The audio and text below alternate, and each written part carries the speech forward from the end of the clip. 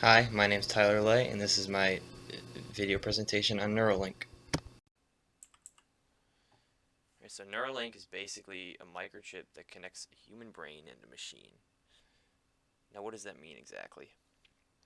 Well, first, to understand this, we should understand artificial intelligence, because Elon Musk wanted to make Neuralink in response to artificial intelligence, which is AI for short. He said that he's scared because AI won't be controlled since it thinks for itself and it thinks faster than people would.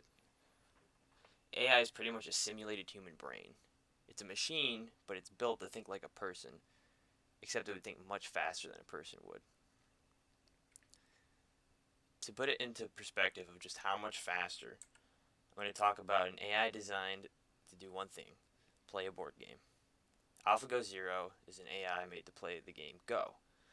Go is a 2,500-year-old Chinese game, so people have had a collective 2,500 years to play, teach, and learn more and more about this game from each other. It took this AI 40 days to be better than the world's best player. The thing is that the AI didn't use any outside resources to get better at the game. So it was just taught the rules of the game and played against itself until it was better than the best person.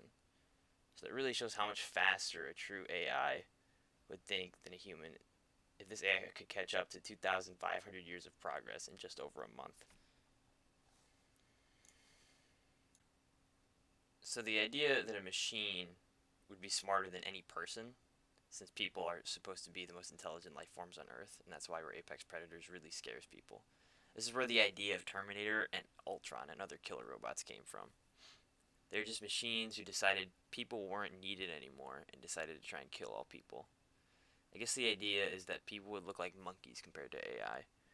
AI would be much smarter and it would pose a possible threat, but we wouldn't really know.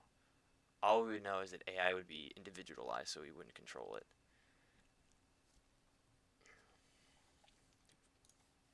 The goal of Neuralink is to make it so people aren't obsolete when AI is developed. This microchip would let us use the machines just by thinking, and it would potentially merge us with AI. The idea is to basically cut out the middleman being the body.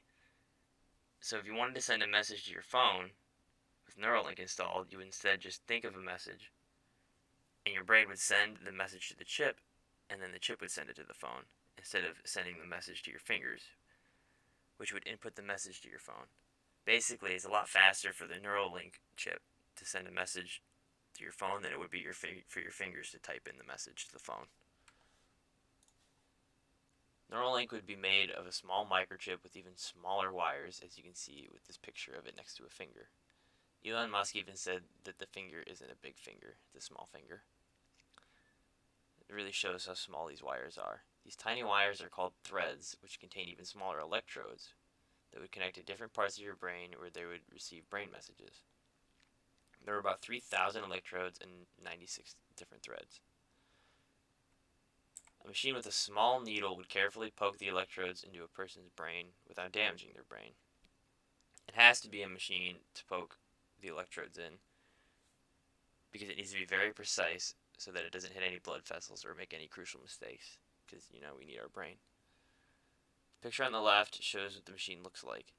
It is a tiny little needle that would put the electrodes in your brain. They wouldn't have to cut open your head or anything like they do for major surgeries either. The process is supposed to be super simple and could even be done with a patient that is awake. The little electrodes would pick up brain signals and send a signal to the microchip, which would decode brain signals and do something like send a message to your phone, to send a text, or to Google something. This would also be used to send messages back and forth with AI.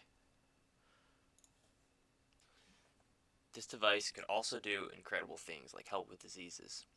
Say a person has a speech disease where their brain can't send signals properly for talking, and they can't talk right because of it.